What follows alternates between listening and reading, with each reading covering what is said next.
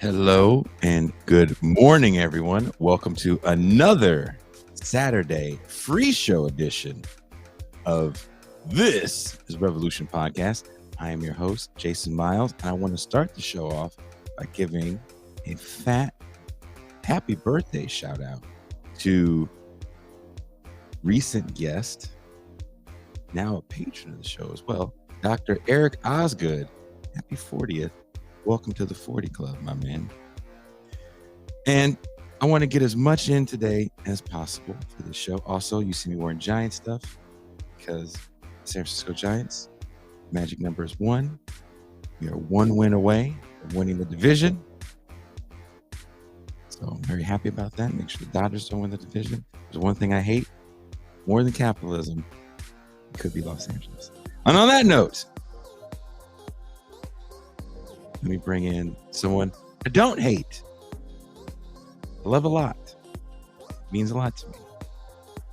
He may be the Mau Mau man to you guys. To me, he is a big, squishy teddy bear of love. My homie, my dog, Pascal Robert.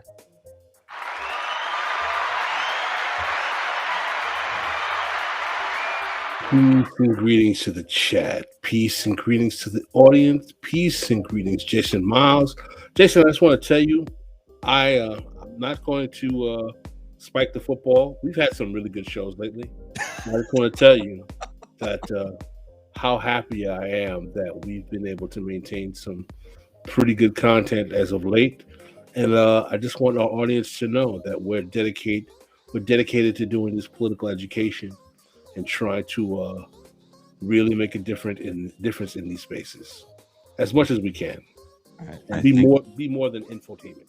I believe in the business they call that intellectual integrity. Try it. And he was the darkest thing in Maine for some time. Now he has relocated to the land of his people. And that land is the DC area. He is Marcus of the left flank. Hey, Nova in the house.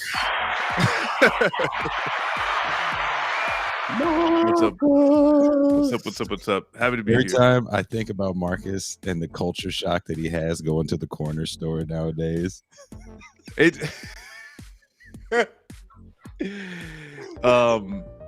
Yeah, wholly different, but it's all right. He's probably like a freed slave. They let y'all out? Well, it's like, what has been going on here for so long? Oh, goodness. Pascal, would you like to introduce our guest today? You like to hit me in the 11th hour. I wasn't prepared for that. I would have had her whole professional dossier out if I was prepared for that, man. No warning. Jason does this a couple of times. He'd be like, "Oh, Pascal, you introduce him." I'm like, "Whoa, hold on! I thought that's what you do." No, not all the time. No, not today. Not today. This is definitely a Pascal time. Today we have renowned professor of Hawaiian educational history at Missouri State, which is also the institution where Jean Bajelon teaches, Professor Michelle Morgan. You want to bring it on?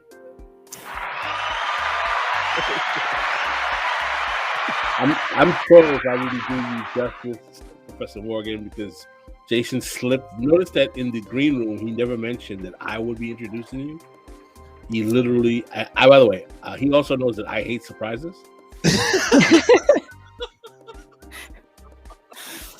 And he does that more than one time. Michelle Morgan is an associate professor and coordinator of the BSED history program at Missouri State University. She completed her PhD in American history with a minor in educational policy studies at the University of Wisconsin-Madison. So we will discuss cheese curds at some point in the show. Ooh, yeah, not the hats though. Not the cheese hats. Her teaching and research focuses on the history of American education, the American West, and something that we're going to take a deep dive in today, American Empire. Her work explores the roles schools have played in competing definitions of American in newly acquired territories, emphasizing the participation of teachers as cultural agents and the ways in which gender and identity shape teachers' roles in classrooms and communities. Something I found very, very interesting in your writing, especially when we talk about Hawaii. So this episode today, we're going to be talking about Hawaii specifically. But it seems like one of the problems that educators were having in Hawaii was bringing in people from the mainland to teach. So the makeup of the teachers actually was, for the most part, the makeup of the people there. One of the things I also want to pivot off of what Jason is saying is that one of the most fascinating things I found about your writing is that you talk about how such primacy was put on the process of Americanization. But what is interesting to me is that what the definition of Americanization meant fluctuates between acculturation and practical capitalist utility. In other words, does Americanization mean acculturating the native indigenous Hawaiian population to the cultural apparatus and accoutrement of American society? Or does, particularly through the educational process, does it mean preparing them for the needs of empire and capitalism in Hawaii, particularly when it comes to agricultural labor? Can you talk about what are the initial means in which the United States basically, I wouldn't say invades or comes in contact with Hawaii as an entity and begins the colonial or settler colonial process, if you will? Yeah, so over the course, so the first kind of recognized contact with Europe is in the late 18th century. That's James Cook, and over the next couple of decades, there is an increasing amount of pressure on the islands in terms of being sort of drawn into this international Pacific competing series of empires. And you have the elite in Hawaii, becoming involved in the sandalwood trade. Whaling, of course, comes in, which begins to build a close connection with New England. And that kind of initial interaction is happening along the backdrop of a Hawaii that is politically changing internally as well. And you have a consolidation of the islands under Kamehameha I. And then in 1819, at the point of Kamehameha's death, there is a push to overturn many of the traditional kapu laws. And that happens just a year before the American missionaries arrive in 1820. And those American missionaries then step into a position in which there is a lot of political, religious, cultural change going on, and they use a variety of different ways to insert themselves in that changing society. Over the next several decades, as Hawaii remains an independent kingdom, and indeed is recognized as such, I believe in 1842 by the United States, and the following year by Great Britain and France, you also have the elites in Hawaii selectively adopting and adapting certain elements of Western society. And key, of course, to my research is the adoption of the common school system. And that in 1840, you have the creation of the Hawaii public school, what becomes a public school system. It's called the common school system in the 19th century. And that system, from its inception, has influences from New England in particular. And you find a real sort of pride in the quickness with which Hawaii adapts these things. I mean, Lahaina Luna is founded in 1831. It's still a functioning public high school. It initially was missionary influenced, but it still has on its website, the first public school west of the Rockies. It has a printing press very early on, and And indeed, Kanaka Maoli, Native Hawaiians, attended these schools and embraced literacy very quickly. Hawaii becomes one of the most literate places in the world by the 1880s. And that also happens during the same time that you have changes in the way in which land is distributed and controlled. And you have a growing influence of, and going back to your point on capitalism, a growing influence of American economic interests, which of course are going to, by the end of the 19th century, be really focused on sugar and pineapple. And that transition is in part possible because Americans and Europeans were able to get access to land through the transformations that happened in Hawaii land law in the middle of the 19th century.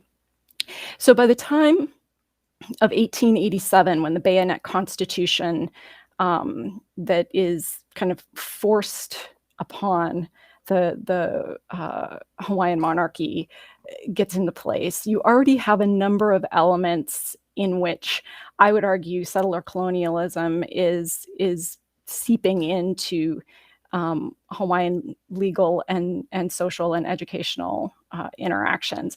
And then the overthrow in 1893 of Liliuokalani is precipitated and carried out by American interests.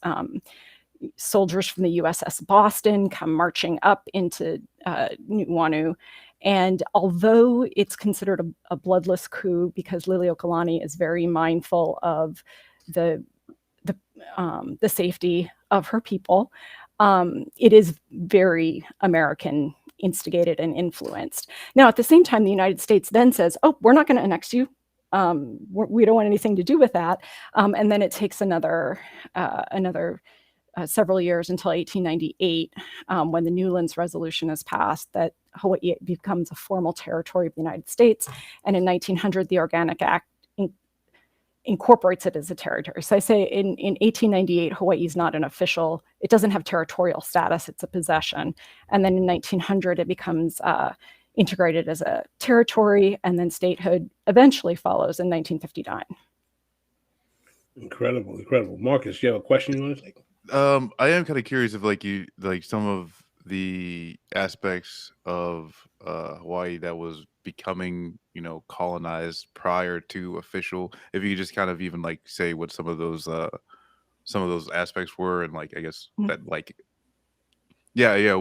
what was poisoning the well, prior to everything happening. Yeah, and so there's a pretty significant debate on what is in fact happening in the 19th century in Hawaii, and to what extent it's modernization and to what extent it's colonization. And those may seem like semantic distinctions, but those distinctions have implications and repercussions for the modern sovereignty movement. And that's a bit beyond my area of expertise, but some of the things that begin to come in to play, for example, English language instruction in schools becomes increasingly dominant. So by 1890, 13 of the 17 government schools in Honolulu use English language instruction. And so even before the 1893 overthrow, there's kind of this movement away from Hawaiian language instruction to English language instruction. There's a lot of influence that missionaries have on the writing of textbooks. And, what's in the textbook isn't necessarily what's taught in the classroom. A colleague at University of Minnesota, David Chang, has written really brilliantly on the way in which geography textbooks are created both by, missionary influenced writers in English, but also that there's a persistence of Kanaka Maoli textbooks, and that, of course, what's in the textbook isn't necessarily what's taught in the classroom. But these things are all kind of seeping in, and so the question is, to what extent are the ali'i adopting some of these elements to forestall colonization, and to what extent, at what point does the willingness to accept these elements or implement these elements mean that you're kind of heading down the road to colonization to the point of no return? And what makes Hawaii ripe for statehood? Because at the time, Hawaii, was it Cuba, Puerto Rico, the Philippines? Mm-hmm. These are all territories. Mm-hmm. Am I forgetting one, Pascal? No, you got it pretty good. All of them. At this time period, we're talking about the late 19th century. What makes Hawaii so ripe for statehood? Is it the fact that the population is being quote unquote Americanized and so many people are speaking English on the island? Is that why? Yeah, I mean, I think there's a lot of very interesting arguments for what makes Hawaii different, essentially, because of all of the places that you name, and I throw Guam in there as well. None of the rest of them eventually become states. And there are a number of different things going on. I think first and foremost, Hawaii has a white elite that has intermarried primarily with Native Hawaiian elites in the 19th century, so that you have a population of people who have American capitalist interests, but who have access to land. You also have so you have whites who settled there in a way that you don't in many of the other colonies. It's I mean, the Philippines were way too far away. That was one of and that's one of the concerns during the statehood debate, is that Hawaii is way too far away. But there's a real sort of divide about whether or not statehood is a given. There are certainly people in the 1890s who are saying Hawaii is an integral part of the United States and statehood is our destiny. And that kind of stays as a trend, but it's not until the 1930s when the sugarcane is excluded from the American Agricultural Act. It's considered a foreign import, and that means that the sugar planters are losing a whole heck of a lot of money, and that's kind of the tipping point at which the elites in Hawaii really get on the bandwagon for statehood. Because prior to that, you had a lot of sugar planters who were really skeptical of the idea of statehood because they were worried that American labor laws were going to apply. They were concerned that full citizenship for the majority-minority population was going to be problematic and would cause them to lose their political power. So it's really in the 1930s and in the 1940s, you start to see this growing push for statehood that includes the elites. And there's some interesting coalitions that end up developing. Certainly the Nisei, the second generation Japanese Americans, are very focused on statehood as a validation of their acceptance as Americans. And so, during World War II, when you have the 442nd and individuals like the late Senator Daniel Inouye, and Senator Daniel Akaka, those folks who had participated in World War II then came back from the war very strongly believing that statehood was the next step in advocating themselves as full Americans. Interesting.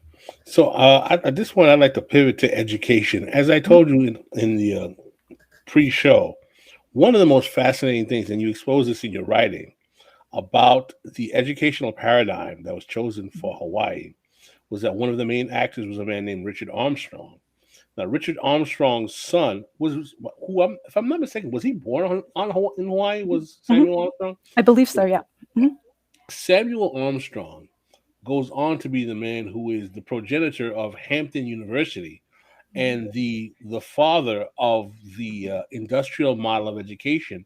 And he is the personal instructor of Booker T. Washington that becomes the model of education that permeates historically Black colleges and universities and even Black secondary high schools in the United States. Now, as you know, there was profound debates in the U.S. context about what exactly was this education preparing Black American children for, as opposed to giving them full citizen participation in society, turning them into basically more glorified sharecroppers. I'd like you to explain how that debate existed also in the Hawaiian context and the similarities between the two in terms of how it comes to spill over into the Black American context, if you will, and if you can do so, please. Yeah, I mean, Samuel Chapman Armstrong takes the model that he sees at Hilo Boarding School, which is a school that is founded by missionaries and designed to train Kanaka Maoli to become essentially missionary spokespeople. And he takes that model and uses it to inform what he does at Hampton Institute. And he writes very clearly about what he sees to be the connections between what he terms the Polynesian and the Negro and their needs in education, that they're, that this manual training, and in the earlier in the 19th century, manual training is what often the terminology that was used, and it later kind of morphs into vocational education. Although manual training initially isn't necessarily only targeted as a specific job type of training. It's an idea that the head and the hands have to work simultaneously in order for learning to happen. And so in Hawaii, you see vocational education, first manual training and then vocational education, also take root. One example of this is in the early history of the Kamehameha schools, which eventually Kamehameha is, of course, still running, and now is a very strong proponent of the maintenance of Native Hawaiian culture. But initially, it was a very gendered, very vocationally oriented education that was dominated by New England and American missionaries. So the idea of certain quote unquote races being best suited to certain kinds of jobs and certain kinds of education was certainly an idea that was shared back and forth between Hawaii educators and the mainland. And there's also conversation, of course, for the other colonized areas, the Philippines, Puerto Rico, about how education should be similar, and ultimately how this education is going to serve the larger American economic project. In Hawaii, in the early 20th century, this then becomes a system in which planters are very skeptical of education, because you can educate a kid away from the plantation pretty quickly. And so they advocate not for vocational education, they actually advocate for limiting education. They don't want kids going to high school, because high school, even if it's a vocational program, is going to make basically laborers unfit for the plantations, mainly because you don't need a heck of a lot of education to cut cane and burn cane fields and harvest cane, or pineapple for that matter. You don't need a heck of a lot of education to work in a pineapple cannery. And educators wrestle with this because they both want to expand education. And many of those who are leading the Hawaii school system at this time are of American Caucasian / Haole, what we would call Haole stock. And these folks want education to expand, but they also talk a lot about how to tie it to the economy of the territory. And I think in general, in terms of the conversations about educating people away from the actual work that's available, there are a lot of similarities with what we see relevant to Black education in the South during this period, and in some cases to the education of immigrants in urban areas across the nation. Yeah.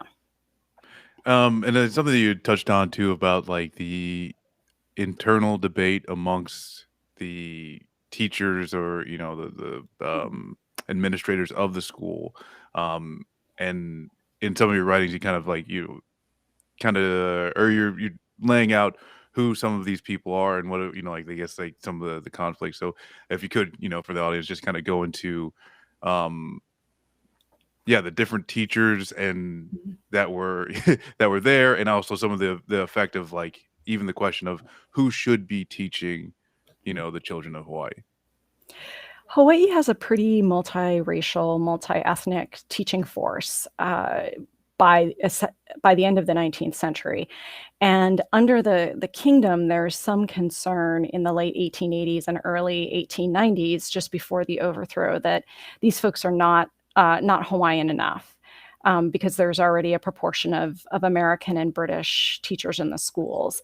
And so the school board goes to great lengths to explain to the Hawaiian government, no, these are people who were born and raised in Hawaii. They're really local enough to be teaching in the schools.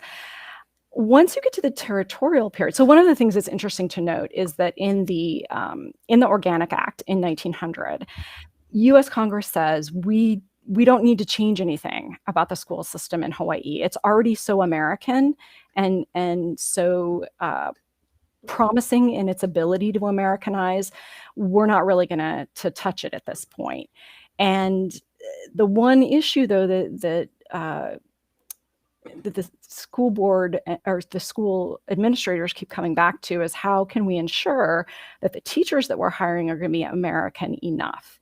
Because they couldn't hire enough folks from the mainland. They couldn't hire enough of the people that they consider, they couldn't hire enough haoles to fully staff it. And they didn't want to, because the problem with folks who were coming from the mainland is that they would only teach for a year or two, and then they go back to the mainland. And actually, they have this problem today. The DOE in Hawaii tries to hire because there's a severe teaching shortage, and they'll get teachers who will come for a year or two and then leave.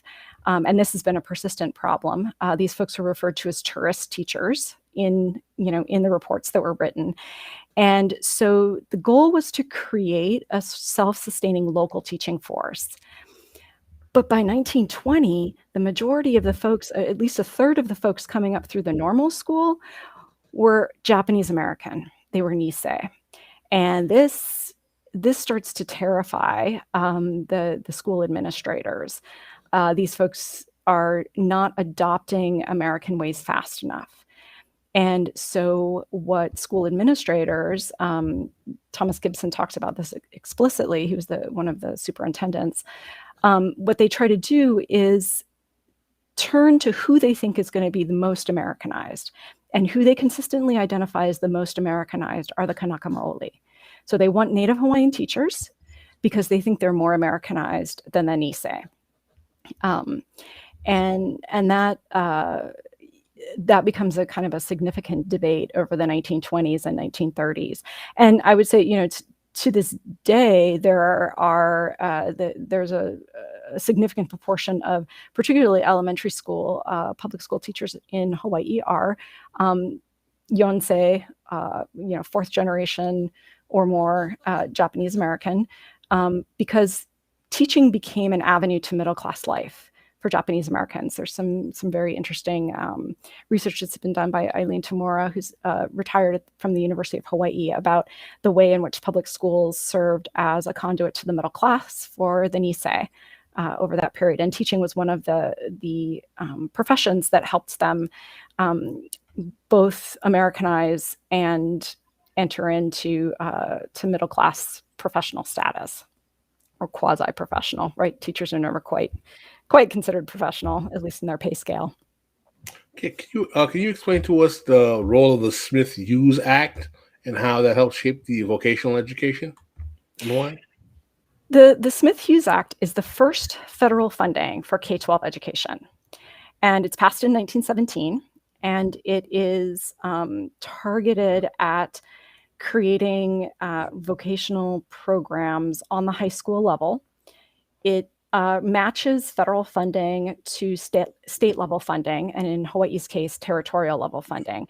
Now, Hawaii is first excluded from the act, and then in 1924 gets money from it, and the school administrators in Hawaii are very excited about this.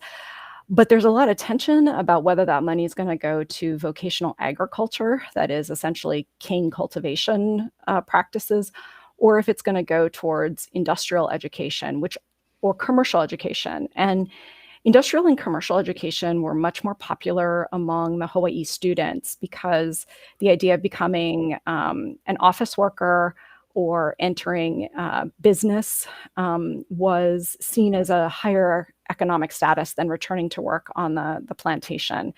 And so there's a lot of debate amongst teachers as to whether or not they should even encourage students to go into vocational education, because plantation labor was seen as degrading, and that instead they might teach students how to do diversified farming. The problem was the diversified farming really wasn't widespread in the islands, and it was kind of a hard way to support yourself. And this also kind of affected some of what teachers, or at least would ask their, or at least advise their students to do, as far as even entering public or private high schools, right? Mm-hmm. Hawaii still has the highest percentage of students, second to, I think, New Orleans, of the number of students who attend private schools. And so there becomes a pretty significant divide. For sure, a lot of the Haole kids are going to private schools, but Nisei and other students are increasingly looking to access private schools as a way to get out of some of the what's seen as the negative implications of public school vocational elements. And in Hawaii, there's a whole other interesting story about how Smith Hughes is applied on the mainland, and certainly in the American South, the money is not evenly distributed. Surprise, surprise, to white and black schools, and so there's a lot of debate in Hawaii too about how we can or cannot advise students based on race, right? We're not supposed to. Hawaii was very sort of self-conscious that they were projecting this idea of racial harmony, and so nothing could be done ostensibly on the basis of race. In actuality, it was, but there was a lot of sort of, let's find what kind of language we can use that doesn't include the word race. And when you say Smith Hughes wasn't done properly on the mainland, in what capacity was it not handled well within the South? They just didn't get the funding for the vocational programs, or? Well, yeah, I mean, it required state matching money, right? And so, so you had to have a state that was willing to match the amount that the federal government was offering, and could fairly easily direct the funds and control the funds, right, in a variety of different ways. So yes, like any money going towards schools, it was disproportionately and discriminatorily applied in the segregated school systems. Gotcha. Thank you. So what was the reaction of the native population to the quality of education they were getting? Did they feel that they were not being properly educated to be competitive? Because one of the things that we see that is a consequence of the industrial education that comes out of Hampton with Booker T. Washington is that he wasn't actually even teaching vocational skills. He was teaching teachers to teach kids to basically be happy with being subservient in their workplaces. Like the super majority of students that were coming out of Tuskegee were actually education majors. They weren't even vocational skill trained individuals. And this caused a lot of debate within the Black community. So how did that debate shape itself amongst Hawaiians? So one of the difficulties that I think scholars are working their way through right now, and there's a book in progress by a professor at University of Hawaii, Derek Tyra, about Native Hawaiian attitudes towards education during the territorial period, that's based on his dissertation. And I think that for a very long time, the answer to that question was, well, Native Hawaiians embraced Americanization, and that there wasn't pushback. There wasn't pushback against statehood. We know now that that's not true, and there's there were organized petitions and protests against the overthrow of Liliuokalani. There were folks who were working in the background in a variety of different ways to forestall annexation. It is true that there was not a lot of public pushback against statehood, but part of that is the way that the statehood question was framed. Your choices were to remain a territory or to become a state. No independence option was offered. In the schools, Native Hawaiians were stripped of language. And there are some really interesting writings. I'm working with a collection of essays right now that students wrote in the late 1920s. And they wrote these in response to William Carlson Smith, who was a researcher from Oregon and who was part of the Chicago School of Social research, and was very interested in second generation Asian American kids. But he asks school teachers throughout the islands in 1926 and 1927 to have their students write essays, these life history essays.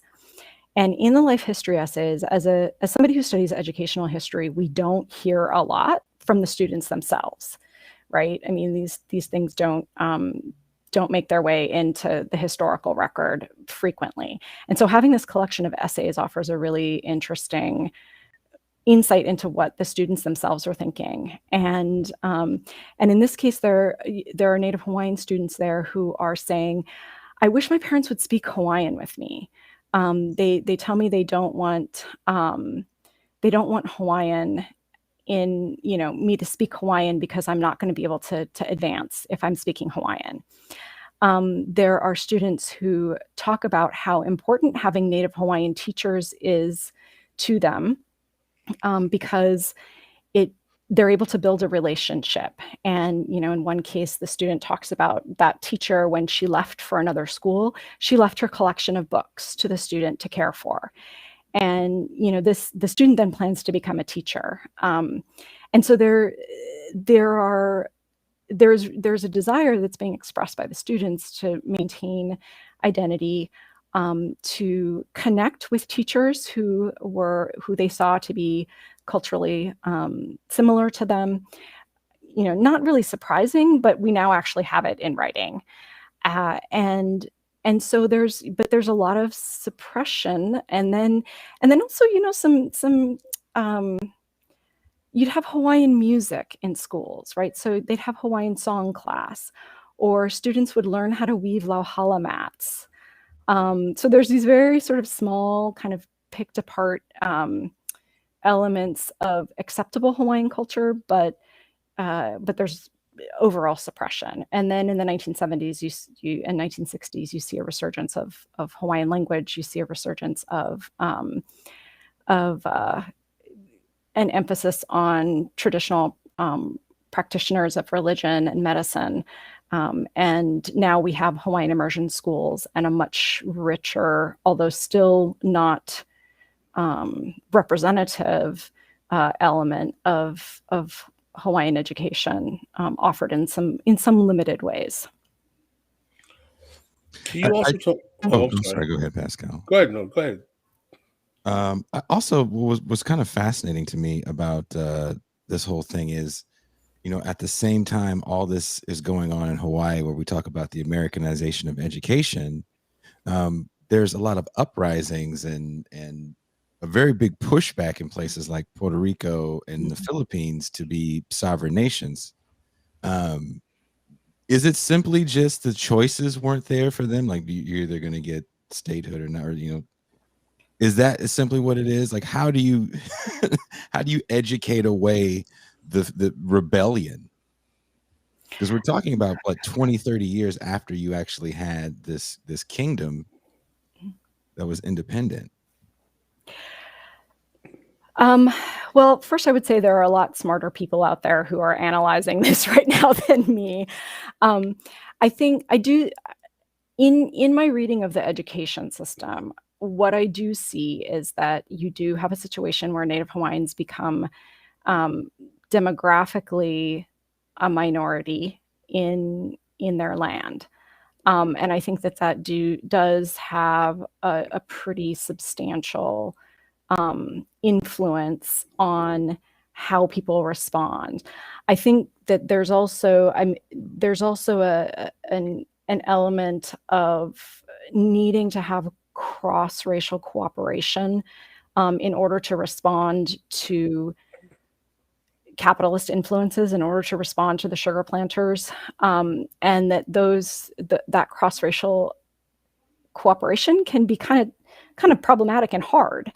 And sometimes it works. There's strikes in 1920 that bring together Filipino and Japanese plantation laborers, but those are hard to sustain. And so it's not just white elite settlers and Native Hawaiians, and it's not just kind of remote sort of franchise colonialism. It's very much a level of demographic diversity. So is that one of the big reasons why you think, and I asked this question to the panel as well, because for Hawaii, like you say, unlike the Philippines, unlike Puerto Rico or Cuba, you're Filipinos and Portuguese and Chinese. There's all this labor that's coming from different parts of the world. Is that possibly another big factor? And also starting to teach people about private land ownership. Land ownership is a big one. Yeah. I think I would say that would be the first thing that would come to mind, is that there is a very significant demographic diversity. And that does make it a bit more complicated. Which I don't know how much I've talked about, but I live in Puerto Rico. Like my family, we moved there when I was a kid, and so I spent all like fourth grade at what's literally called the American school in San Juan. Is that where you learned about property ownership? Yeah, it's where I learned about the hand of the free market, land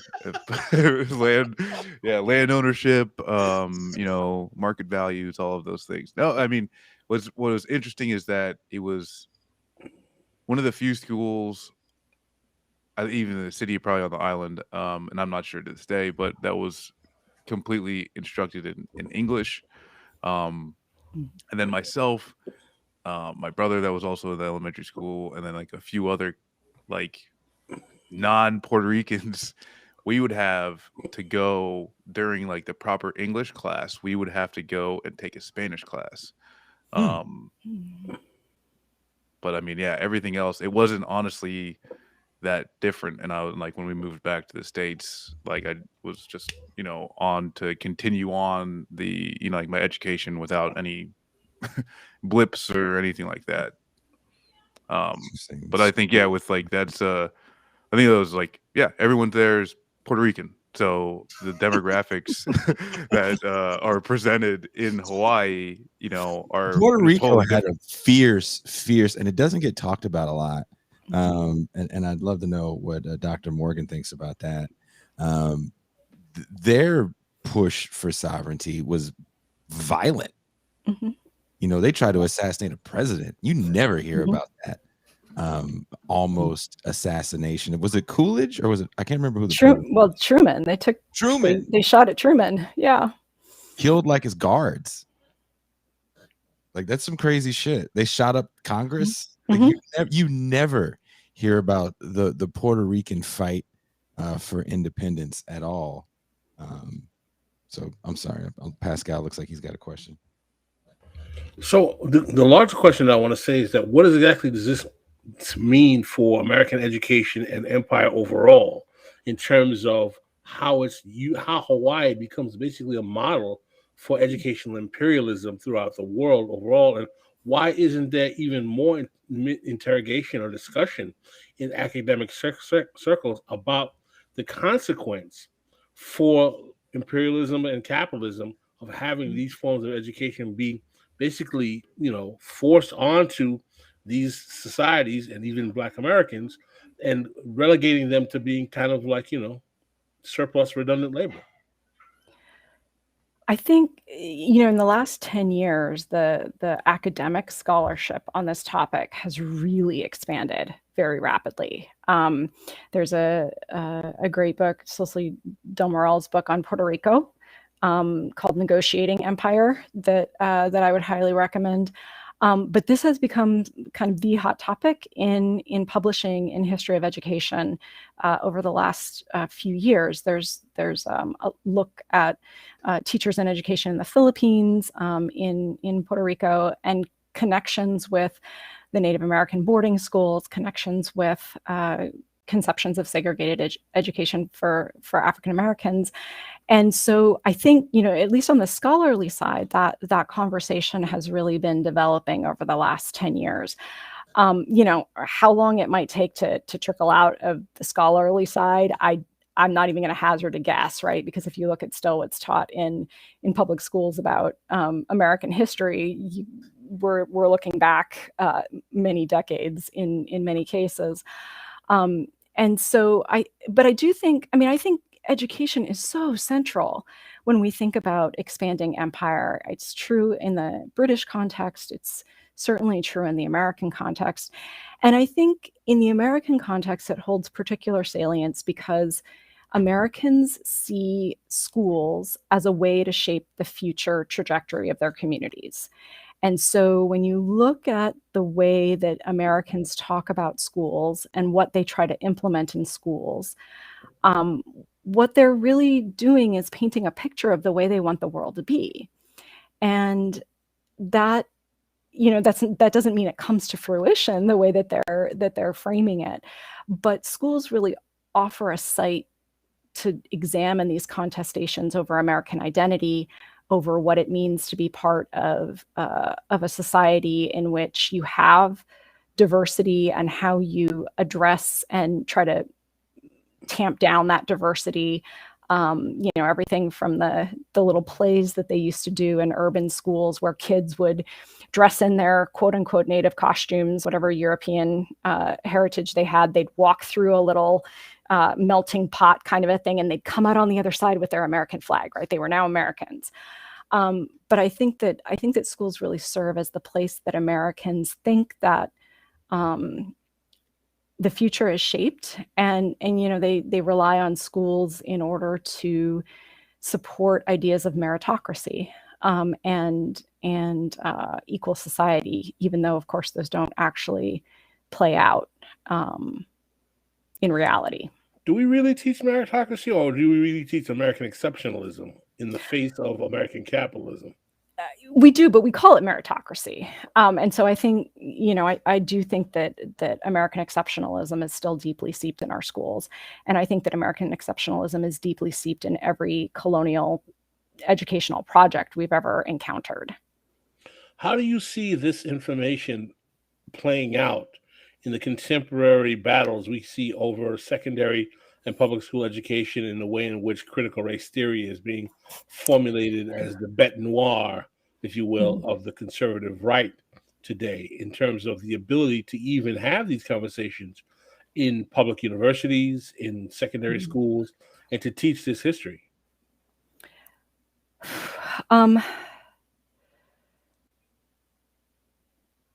So one of the things that I'll start with is an observation that if you swapped the phrase critical race theory for communism, you could take something that's being stated in front of a school board today and put it next to something that the American Legion wrote in their magazine in 1950, and you would hardly be able to tell the difference. This is not the first time that there has been this type of characterization of American education, that it must be pro-American and it must be American and it must be it must be patriotic, whatever, with all of the baggage that those words bring. I think that, that certainly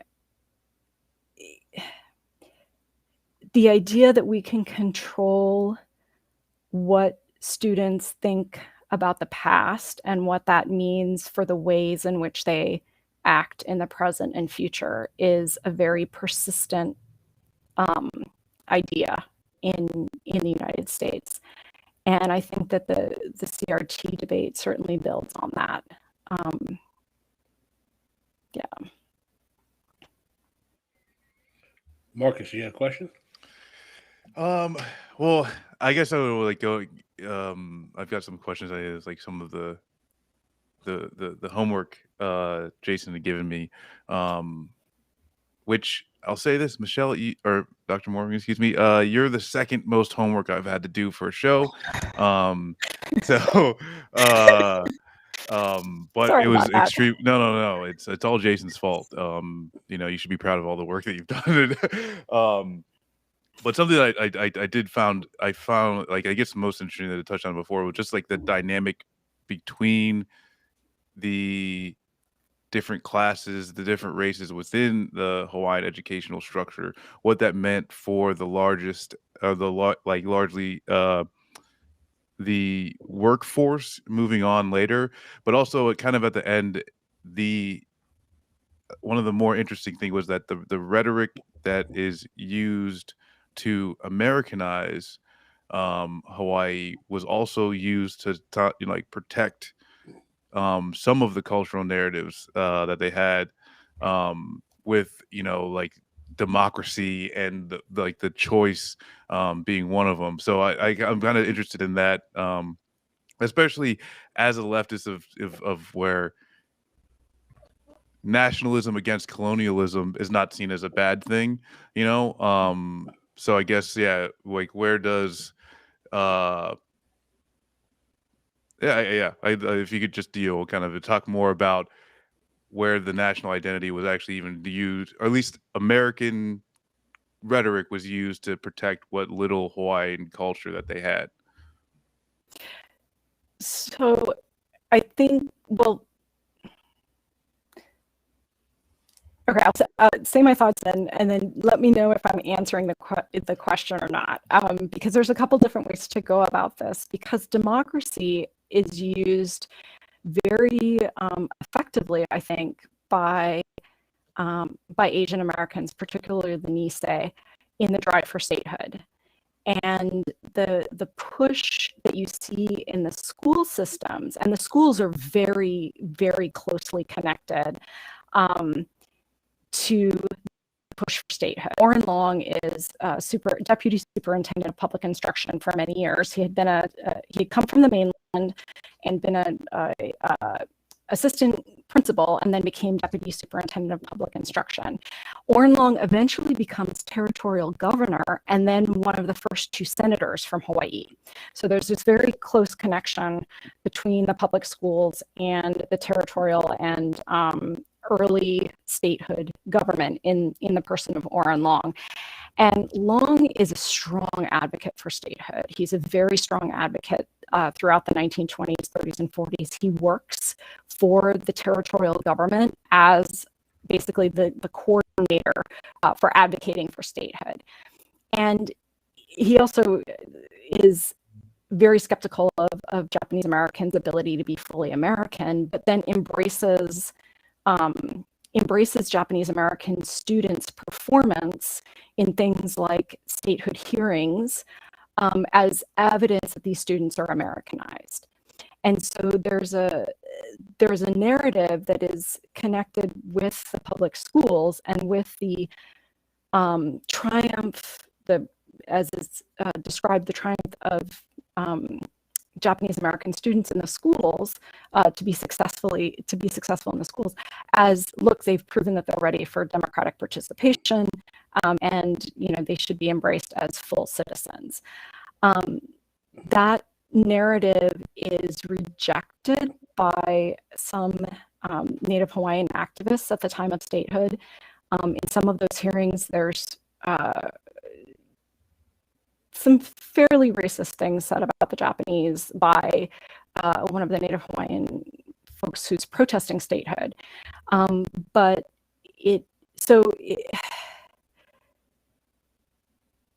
So it's difficult because democracy for Native Hawaiians, for many means independence, and American nationalism is not independence.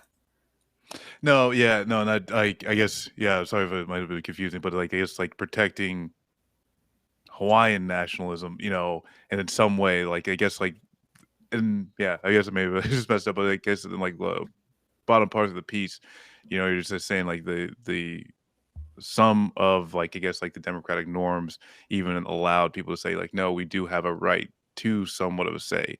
And I guess with the demographic changes allude to that like the democratic process was going to be a losing process.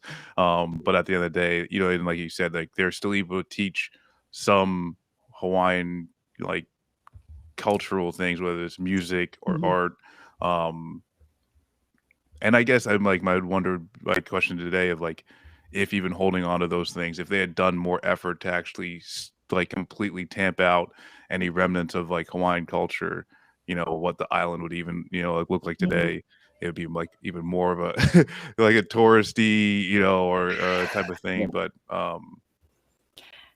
yeah, and some of the and can I add from the chat there? Someone was asking this, and I had responded in the chat. I want to add on to Marcus's question before we let you go. Does the tourist industry kind of reinforced the colonial project? Yes, the short answer is yes. Who went for it? I think that one of the elements of settler colonialism is that you selectively appropriate certain elements of indigenous culture and then apply them and incorporate them. And so a lot of the rhetoric around racial harmony and aloha spirit, I think, is very appropriated and then applied to tourism. And I think that by keeping, that's part of keeping these little elements of Native Hawaiian culture in the schools, you can then say, look, we're democratic, we're involving everyone, and Native Hawaiians are in agreement with what we're doing because see, we have people making the hala mats, and so I think it's part of the strategy of settler colonialism. Yeah, it reminds me like my family's Jamaican, but seeing these like American commercials of like, come to Jamaica and spend your cash, like it's it's very similar. I think it's very similar. Yeah, it's very you're selling this idea of the I don't know. What is your take, Pascal? I have a very good friend of mine who is her scholarship. She's getting a PhD, and her scholarship is around the role of tourism in wealth extraction in the Caribbean. And her thesis is that tourism is fundamentally a tool of empire and capital extraction from third world and developing countries or in the global South in general. And the notion that tourism is generally an economic plus for these areas is incorrect, according to her analysis. I mean, I feel like nothing shows this more than the COVID problem Hawaii is having, to the point where the governor is like, hey, don't come. In my Kamala Harris voice, please don't come. Please. And motherfuckers are like, nope, no, fuck it, dude. I bought those tickets 2 months ago, man. And I mean, like, I would have no, I think like, it's essentially turning the nation into a petting zoo. Ooh, nice one, Marcus. Turning the nation into a petting zoo. That's shots fired, Dr. Reddy. That means that's a very serious comment. Yeah. You need this in your classroom as well. Yes, actually, I think that would liven up my Zoom quite a bit. I can't even get the music that I want to play when I have music and lyric clips for the students to analyze. I can't even get those to play right. I'm rather. That's why you need just a board with triggers on it. You just hit it, and you're like, oh, music.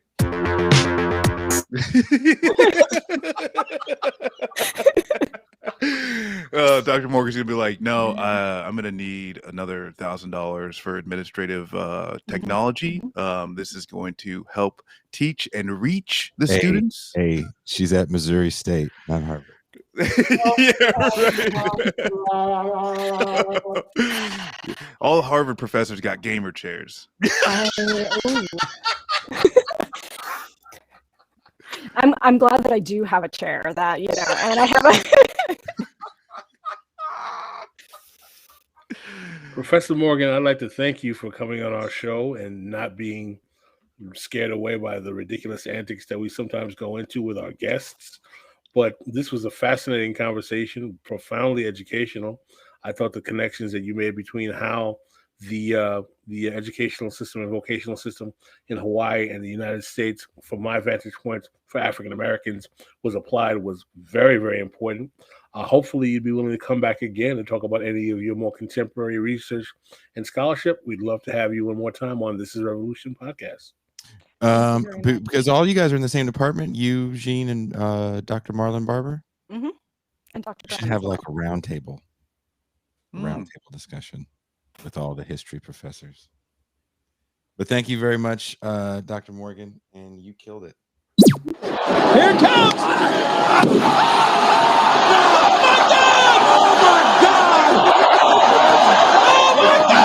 So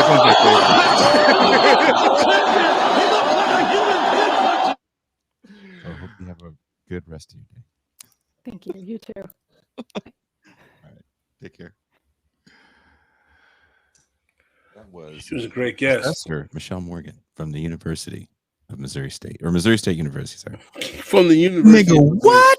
Sorry, wrong one. Oh my God. It's going to be one of those kinds of afternoons. The three of us, oh, I'm afraid of what the rest of this day is going to look like already. I meant to do this. But it's a different sound bank. Same button. Different sound bank. Oops. Yeah. Oh, man. This is going to be like, I'm already waiting. I know it's going to go. I feel the energy already. Oh, my God. Energy. It's going to be one of these afternoons, man. We're going to be here till 6 o'clock. We can't. First and foremost, the room that I'm set up in is a little 2 degrees hotter than hell. Sweat box. So the sun is beating right on me, and where the city I'm in is like 20 degrees hotter than where I just left. So it's really, really hot in here. Like I can't breathe. This is like, yo, this is gonna be an hour. Keep it quick and move on. Yeah. Like Marcus passed out. We're gonna ask Marcus like 5 questions, and he's got to answer them quick. Like there's no thinking about it. I don't want you to ponder shit. I don't 38. care. Just get it out. Get it out. Let's go. The pool of sweat that I have right now. Well, for our audience in chat, Marcus wanted to use our second hour of our free show on Saturday to talk about a contemporary dilemma that is being faced by the political establishment in American society right now over the infrastructure bill. And not to put words in his mouth, Marcus is positing the argument that does not the posture of the progressive caucus in Congress illustrate that they have the capacity to hold the ball and push it down the court, if you will? No, and dictate an agenda. Marcus, speak for yourself. I think that the question, which has been, a very hot topic for the past year especially with Joe Biden's presidency, is what is the usefulness of electoral politics, and especially a group of progressive members who are described as the squad. I don't like using really that, but people understand, who I'm talking about. I think especially now with what's happening, the Congressional Progressive Caucus, led by Pramila Jayapal, and that they have moved the needle. And I don't think that there can be any argument about that. The fact that the large centrist bloc that occupies Congress was halted. What will be the what will be the results of all this? I don't know. It could be nothing. However, the fact that they held their ground, Nancy Pelosi had scheduled 3 different votes, and they all were pulled back because they were going to lose because the Progressive Caucus held on this. Now, going back, as a leftist, as a socialist, and they even asked them like, oh, what does left of Bernie means? Well, it means that my stated politics are to the left of what Bernie's and I think largely the squad's stated politics are. However, if you can see things that are moving things into a better material fucking condition for the society in which we live, though it might be worth pursuing. And I guess at the end of the day, this is just it is proof that they can wield some power and affect some of the business that's going on. Once again, what are the results? We are yet to see. Well, Marcus, the whole one of the results we are yet to see kind of demonstrates the issue with your argument that they're doing something that's going to materially benefit the rest of us. Some could argue that what they're doing is basically posturing to make it seem like they actually have the power. I'm not saying I'm making that argument, to make it seem like they have some kind of power. And others may argue that if they had this power all the time, why didn't they use this power to leverage for major big asks that have already been part of the progressive platform in the first place? Well, what bigger ask is there right now in this I'm not saying I'm making that argument. What I'm saying is that some could make that argument that if they always had this party, why didn't they leverage it on $15 an hour minimum wage? Why didn't they leverage it on the student loan forgiveness? Well, let me ask you this. Isn't a lot of that part of this bill?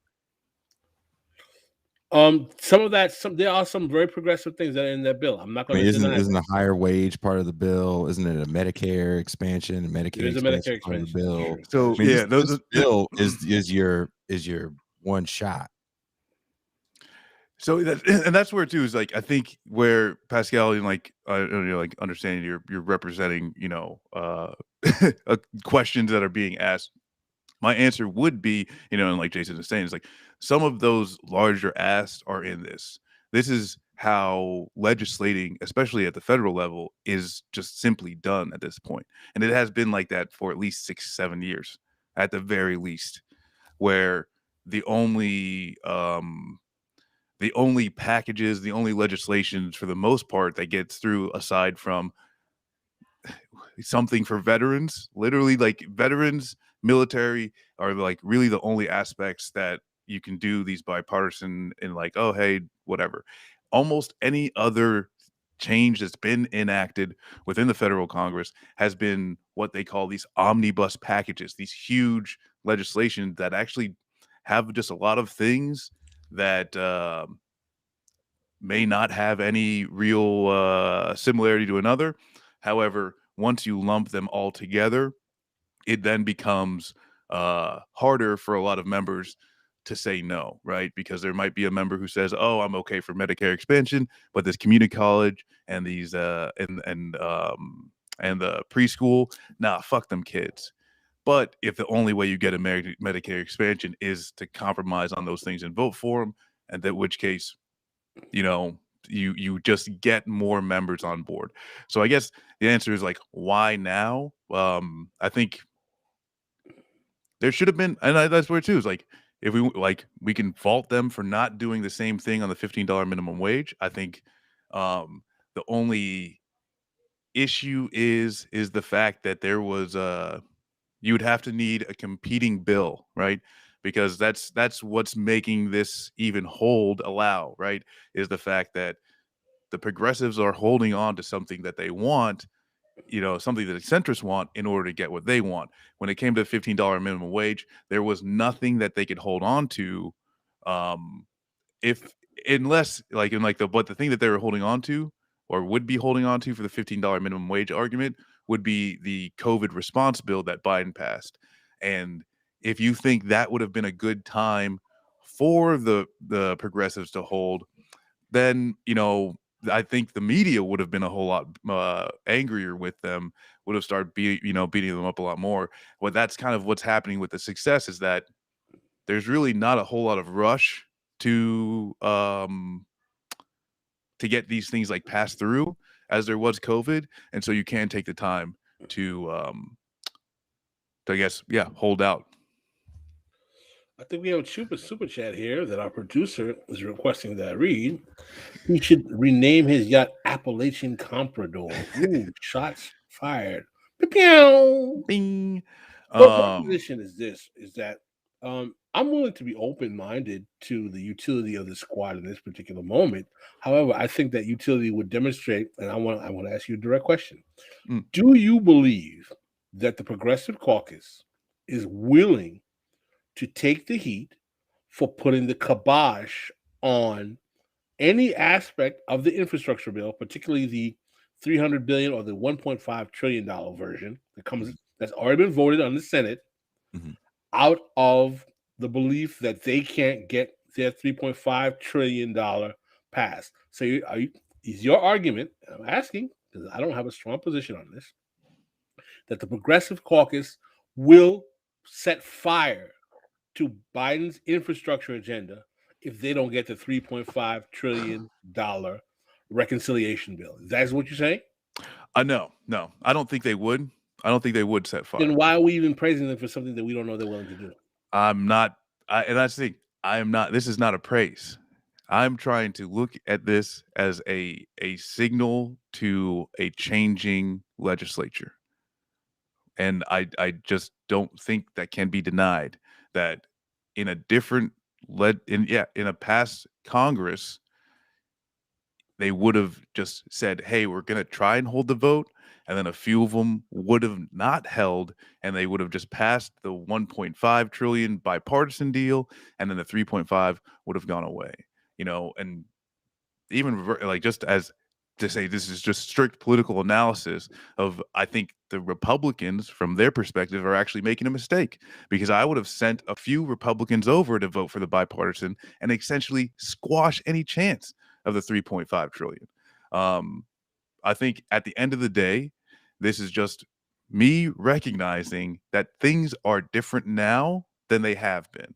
And it's different in a way that is pushing things more to the left, or at least in more progressive policies that would help people than not. What you're saying to me is that the illusion at this juncture, because all we have is the illusion that they seem to be trying to fight for something that they have not been tested if they're willing to go to the mattresses for yet. I would say the fact that Nancy didn't hold the vote. So there's 3 times Nancy Pelosi has scheduled the bipartisan vote in the House. All 3 times Nancy has had to pull the vote. They did not even hold the vote because they're going to fucking lose. And so that's what I'm saying, is that they have already exercised power that is noticeable through the fact that they threw those votes out and they said, no, we can't do it yet. But we got this super chat from MIDI Doctors. Even if reconciliation bill fails, it raises political awareness that core Democrats sunk the Green New Deal in broad daylight, which, and that's where too of like, we can get into what do these things mean. I guess to like a larger movement or progressive effort or whatever. At the end of the day, what I'm saying is the fact that they did this, the fact that Nancy Pelosi had to pull this back 3 times, it's just it's a blip on the sonar for something that equals a change in the dynamics of Congress. I'm not hard pressed on any point here in either side. I'm waiting to see. My position is that If they're going to bring the ruckus, bring the ruckus. I want to see them bring it. I want to see them say, listen, we will tank this 1.5, trillion dollar bill that the Republicans and the Democrats have agreed to from the Senate if we don't get our reconciliation bill. If they are willing to do that, I'll say, okay. I think there's things in the $1.5 trillion bill, though, that they want as well. Yes, yeah. So Which you I have to like. That's keep that the in I mind. actually I don't think, and I was like, and that's the thing too. Is like, I don't know when I've said that they're effectively wielding power. I don't know when I've said that this is the most You're saying this is powerful a shift in fucking the paradigm. Congress. You think this is a shift in I've paradigm? Is your I've argument? like I just don't know how it can even be denied, because like, when is the last time any group within Congress held a bill up and they are on the left side of Congress? Well, let's also admit this. A lot of people that think they're politically involved, and I'm not saying everyone on that's watching this show, but there's a lot of people that try to comment about politics don't remember what the Democratic Party was like in the Senate in the Tip O'Neill years, in the Joe Biden years, in the Kennedy years. Yes. They tanked so much shit. That's why who's the old guy in Kentucky? Can't think of his name, Senator. McConnell? Yeah, that's why he's the way he is now, because he watched Democrats fucking just coalesce right around Republicans. all the time. Yeah. They were known for that. And then the thing too is like, electrical journeyman. So the left side of Congress is basically fighting for Biden's centrist agenda. Yes, but that means like the majority of fucking Congress is willing to do something worse than that. And like I'd say, it's even politically savvy on a lot of people on the left to say this is Joe Biden's agenda, because Joe Biden's agenda does not exist. He is a blank canvas. Over and over again, he is willing to say whatever passes through Congress is my agenda. And so if progressives are even able to frame it as we are doing Biden's agenda, they are not. And that stick in the public narrative, which it is, it is pulling Biden and centrists to the left then, right? And is it good enough? No. Is it going to work? I don't know. Is it still going to be hopefully inadequate to the things that we need as a community? Yes. However, all I'm saying is this is different than what we have seen in some time. I mean, ultimately, another thing a lot of people I don't hear talking about is that both of these bills are trying to protect not so much the Biden $3.5 trillion bill, but the Republican bill definitely is protecting Trump era tax cuts, to the point where you have Democrats. Very good point. You have Democrats in office that aren't the ones people talk about. There's a congressman out of New Jersey that has wrote a whole new bill that doesn't affect any Trump tax cuts, and he's a Democrat. Can't think of the guy's name. Gold star for Jason for realizing that what's really the debate is about is how we pay for this, i.e., how much of a chunk out of the Trump tax cuts do we take? And what is interesting, well, another kind of curveball that the moderate Democrats, the corporate Democrats might do is they might say, okay, we'll give you your $3.5 billion reconciliation, but we'll stagger it over 10 years. Yep. And we'll pay for it that way too. Yep. So it doesn't even have significant immediate effect. And some of the goodies that we all want in that bill become a long-term project where we don't even feel like we got anything. No, and I'd say the best thing out of this, for anybody that's a socialist, communist, like the best thing out of any of this that's going to happen is simple, like alleviation of a minor alleviation of problems. How do you like that's it. It's like when I talk about this shit, it's just how do we better inform ourselves in the decisions that we make going further, excuse me. And I feel like this is a point that should allow us to say, hey, something is happening here. As far as what those results are, I don't know. Like as the far universal pre-K is very interesting to me. I mean, you're Because I just know like, and they, people yeah, they can't afford to get their kids into any sort of like Daycare. preschool because that shit's very expensive. Word. But what happens, to Pascal's point, when you underfund that program so much and then it becomes a warehousing system for poor and colored people? yeah, no, and I mean, And you have, Good. is this going to be like some of the failures of Great Society programs all over again? well, I think there's like, here's where If it was to pass. the people in local municipalities Mhm. and state governments, those are the people who are actually going to get to decide on whether is this a child care pre-K program that helps parents across the board, or does it turn into something like you said, right? Warehouse for poor kids, just to like, hey, look, kids, what we got, new toys. These are Amazon scanners. You're gonna need to know how to use these, you know, like. But that's where too. It's like, I am a firm believer that there needs to be a dual power structure, right? We need to actually be engaging in some of these, especially local fucking political power, Mhm. because at the end of the day, the federal government is just going to appropriate money. They're just As going, they and have this with is the what money they're from the doing. CARES Act. Yeah. Exactly.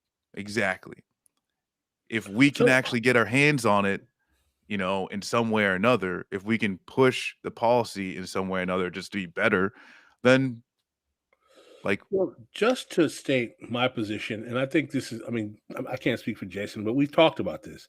And Jason, if you want to correct me, please do. I Mhm. think our overall position on the show, when I mean I mean meaning Jason, is that our primary goal is to see organized movement politics. But I don't think we've ever been of the position that no electoralism, like don't vote No. for anyone. It's a waste of time. Don't put people in Congress. I think that, and Jason, correct me if you disagree, we're kind of on the inside outside game strategy. But I think part of our overall theory is that just having these politicians without having a movement to pressure them is a waste of time. Yes. And we need to spend more time on creating the movement than Well, just you're seeing it in electing the real time, right? We're politicians. seeing it in real time right now, where so much effort went into electing, let's just say, one congressperson. There's so much effort that goes into electing these people that it's hard to build a movement, because every 2 years you're getting ready for the election cycle again. And So they I become think the they become problem is, superstars.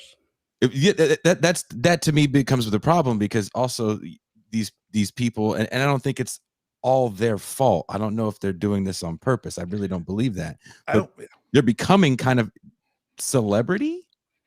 There's not political one celebrity? socialist leader that has been elected to federal government. Okay, this is I think one of the biggest fucking problems is this expectation that popularity equals leadership. Someone asked, Sam Jones asked it's a cynical question. I don't want to say cynical. I don't want to down his question. But he asked a good question. If you're not weakening the power of capitalism in the ruling class, what are you doing? I'll be very, very blunt. If what you're doing reinforces instead of weakens the power of capital and the ruling class, what are you doing? You're trying to get concessions. You're trying to get reform. Mhm. You're trying to get reform. Let's be fundamental now. Let's put the cards on the table. There are people on the left who will tell you, based on their political tendency and ideology, that reform is concession to the ruling class and capital. There are people who believe that. They're good leftists. They believe that the only way in which we truly improve the condition of humanity is through revolutionary socialism and trying to readjust the functionality and the nature of the state and capital and to neutralize capitalism. I know many comrades who have that politics. I respect that politics. I believe that there's a short-sighted nature to that politics, in that when your people are suffering, not that you should stop being a revolutionary socialist, but I don't think you should deny the fact that you can push the state and its apparatus to get reform concessions that can ameliorate the pain of the people you care about. And I don't believe in being the kind of revolutionary that is so ideologically fixated on something that has never happened in America, overturning the state and capital. Because understand, if you're a revolutionary, I want you to say you want to overthrow the state and capital by any means necessary. If you're not saying that, you're playing games. Because that's what a revolution in terms of overthrowing capitalism in America means. Listen, if you have those politics in your mind and your heart, that's fine. But if you're going to tell me that's all your politics are about, and you're not willing to at least put pressure on the state and capital to get reforms to better the condition of your people, then I'm going to go to the quote of Amilcar Cabral, who said that we don't do this because we are ascribed to some kind of ideology or idea. We do this because we want to feed people who are hungry. We want to house people who need housing. And I Wait a mean, minute, Marcus. 'Cause Pascal put it down. Here it comes!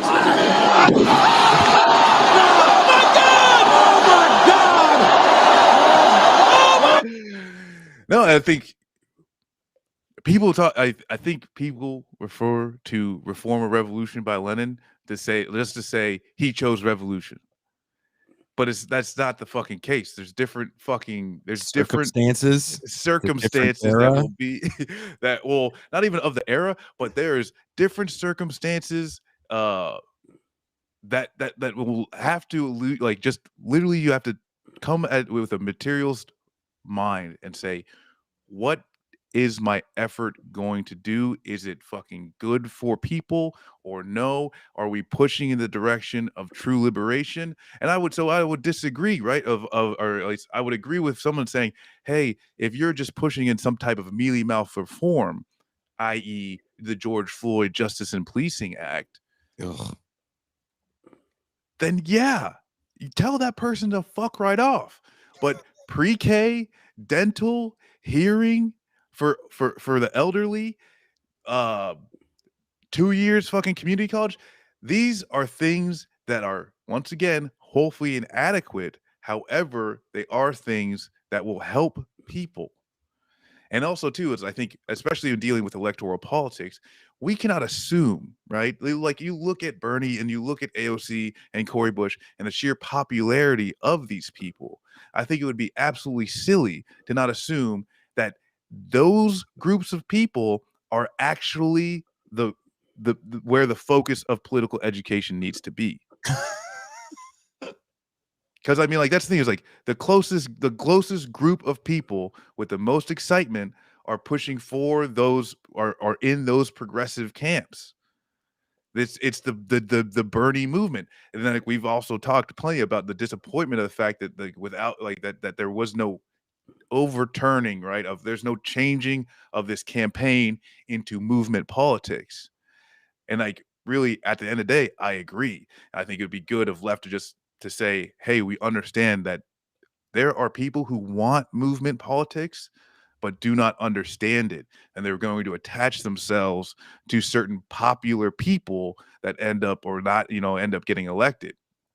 We can talk to these people and say, hey, there it's okay to push for good things. And I think the PRO Act, allowing for more union membership and giving more power to unions, there are certain things that we can say, yes, from the Marxist perspective, it might be good for us to just push for these things or engage with a certain group of people in order to just reach more people.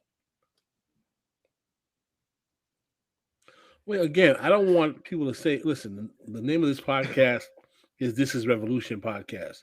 We ain't afraid of revolution here. I think the problem that people may have with us is that we take the process of revolution and being a revolutionary more seriously and have more respect for it than some people who think it's just a willy-nilly game and will say, well, we need a revolution. I'm a revolutionary.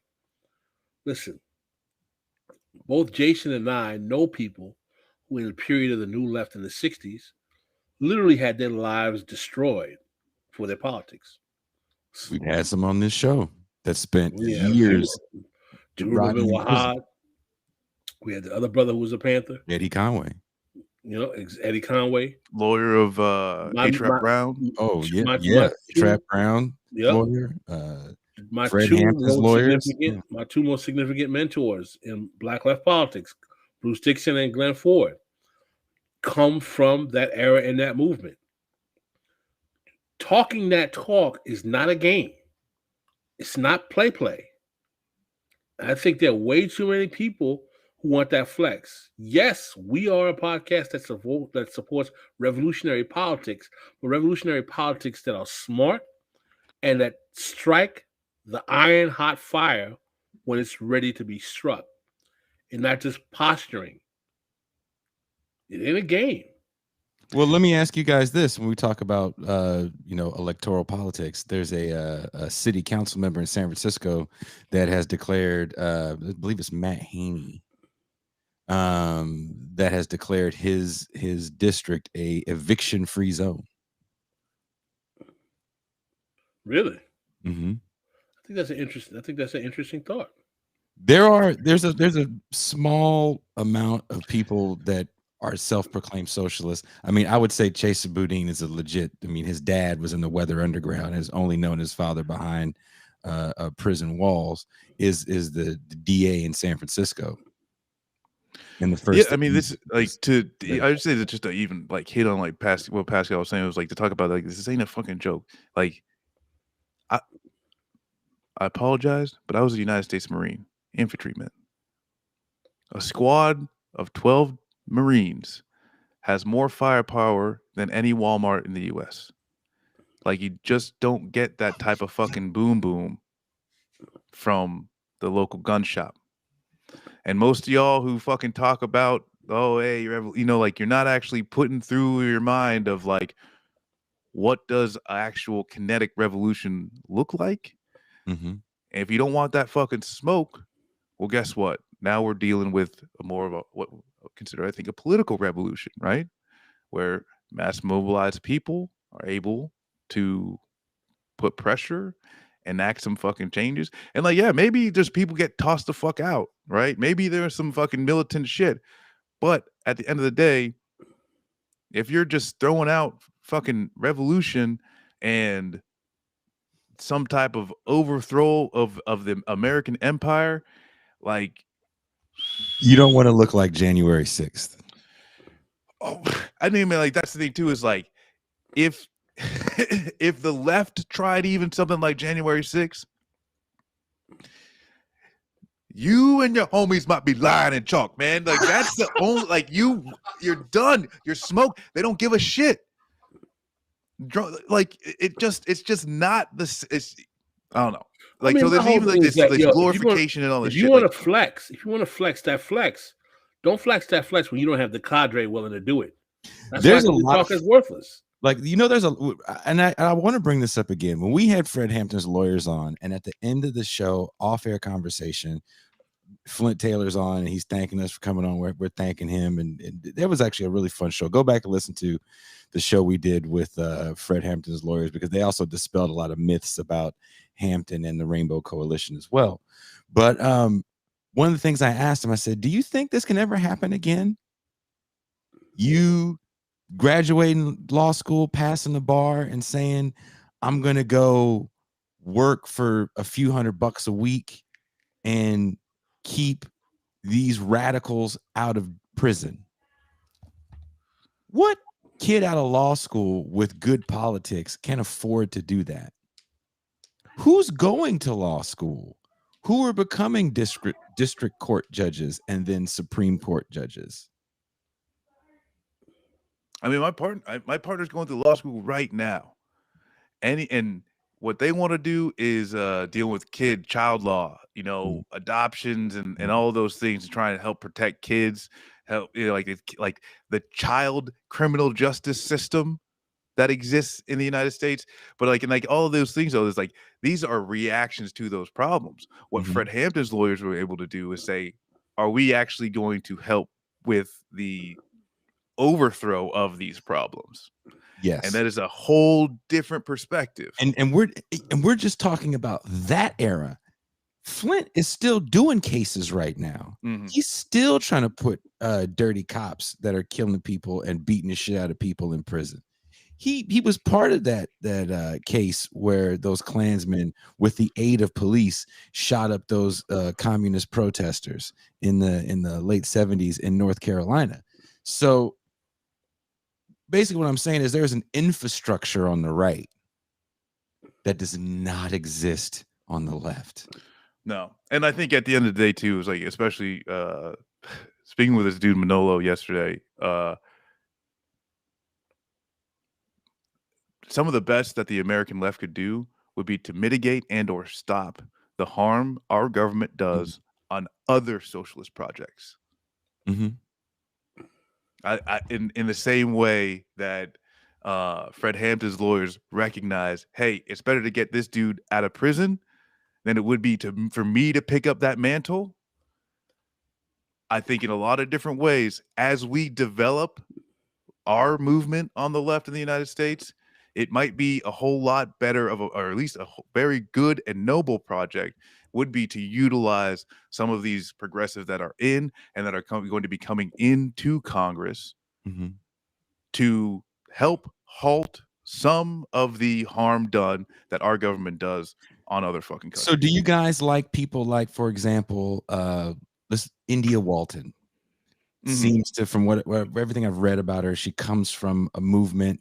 So you have a woman from movement politics that is now the mayor of, a pretty decent sized city. I know it's a bit deindustrialized at this point, very poor, but India Walton, for example, I support the endeavor of people like her getting into politics, and I hope and pray that she's able to maintain her political integrity and doesn't have to face obstacles that stop her from being effective in a positive change in her area.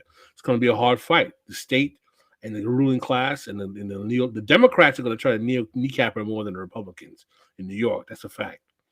And it's going to be hard, but I support her courage. I think that people like her should be applauded and be helped by giving them the support necessary to make their politics effective. I would actually question. I think at worst case scenario, having people like that who are progressive or socialist or left or quote unquote radical in political power means at least we're going to have people willing to listen to the pressure we put on them, listen to our requests and demands, as opposed to some who are not listening at all. But don't forget, we have had former Panthers in Congress who ain't doing shit. Bobby Rush, and that's No, that's what they don't like. It's not hey, they get elected in and you relax. That's not how at least that's not how I see politics. It's basically whatever decision they just made should help inform you on what you can get them to do next time. And however that looks, right? Because it could, like, even from Josh Hawley supporting $2,000 checks, Nazi Josh Hawley supporting the $2,000 checks months ago, to AOC voting present and Jamal Bowman voting yes for Iron Dome, right? I'm fucking crying over any of this shit. These are data points that should be used to inform you on how we can move certain fucking people who are in power. But at the end of the day, it's none of this is going to be enough, right? But I think, and I would ask y'all, right? Is now, like, I think neoliberalism is getting attacked from both sides, and we're seeing really, like, the right is setting up a whole lot of structures, and the left, we are attempting to actually solidify some of these structures. I'm not sure the right wants to abandon neoliberalism. I think they want neoliberal authoritarianism. I think they wanted what it was, it Glenn Greenwald that said this. They want to sand the edges. off neoliberalism because it's I'm really not necessarily sure that, quite base. frankly, the Democrats. Well, it's hurting their voter base, and now you know. Now you're talking. The problem. This is the problem for the Democrats. We've said this before on this show. The stain of neoliberalism is attached more to their political brand than Republicans because of the long shadow of Clinton third way politics and Obama. Mhm. The stain. When people think the neoliberals, they don't think Republicans anymore. They think the Democrats. I mean, we can definitely. I'm not trying to say it's right or wrong. Yeah. I'm not saying it's right or wrong. What I'm saying is that because you got to remember, neoliberal politics aren't a betrayal of Republican ideology. They're the party. They've been known to be the party of capital. Mhm. You know, what makes the stain and the sting worse for the Democrats is that the charade that the Democratic Party was a party of the working class. Mhm. And that in '88, with the rise of the Democratic Leadership Congress, the DLC, they totally threw that out the window to become the party of Wall Street. And for over 30 years, they've been positioning themselves to try to mark themselves as more effectively the Wall Street Party than Republicans.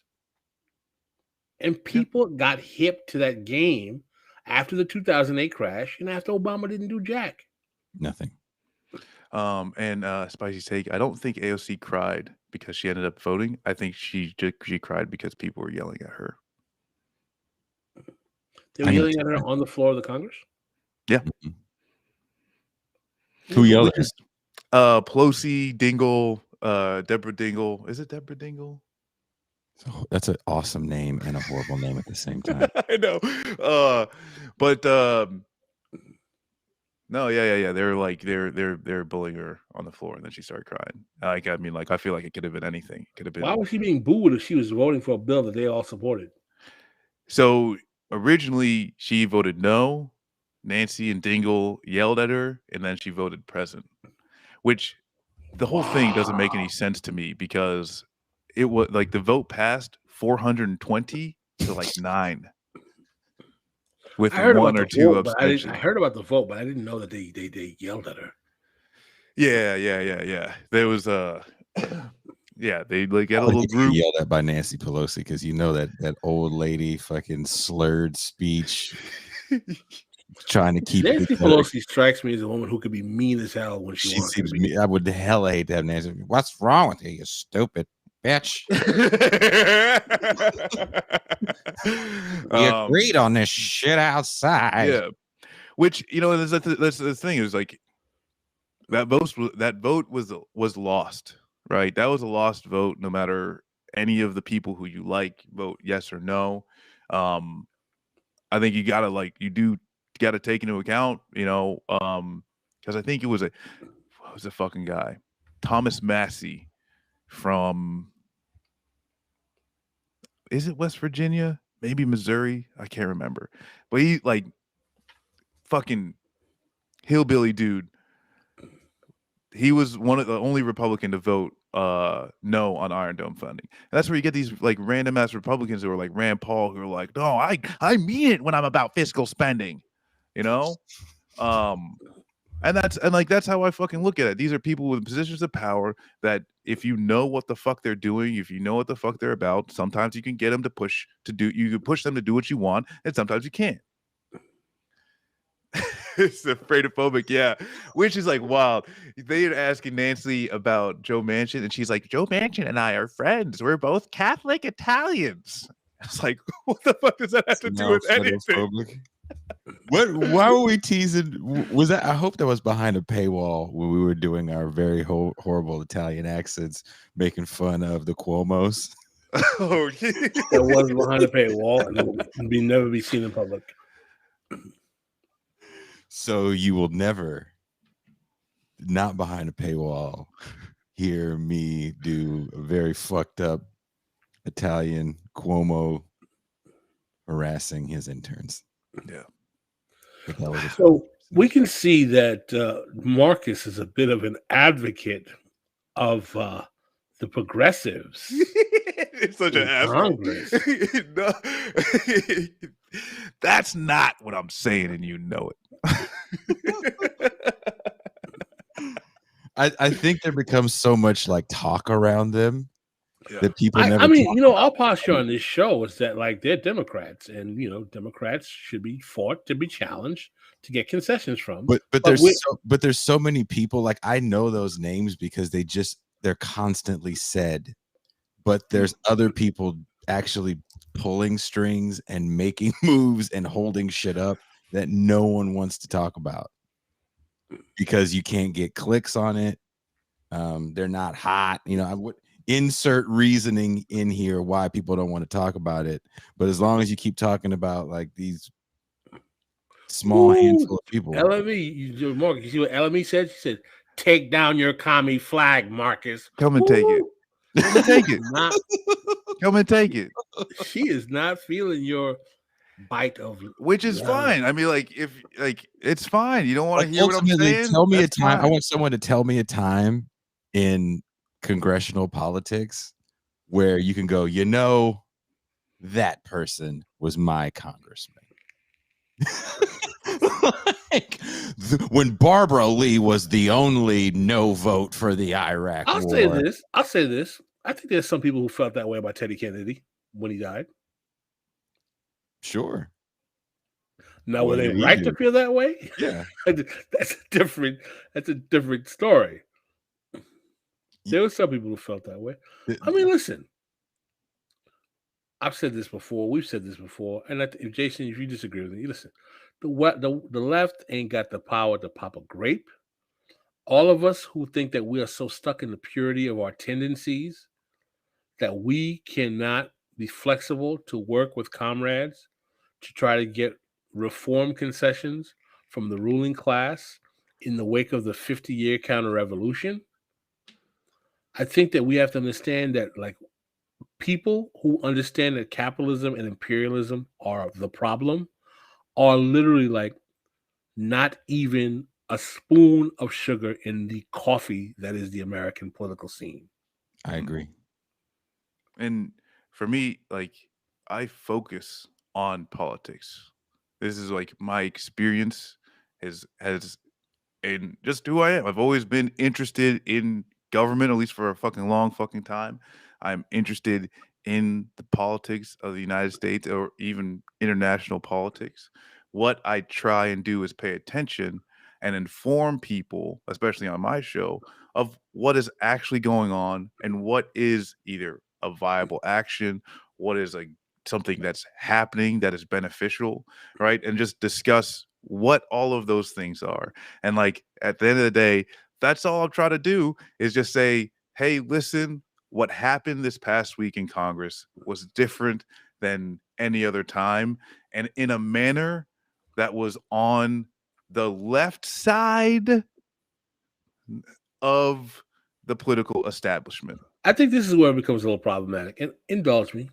I think what tends to piss some of the more radical comrades off is when they start to see people who purport to be leftists or socialists be on us. Oh, AOC is so wonderful. Did y'all see what she did?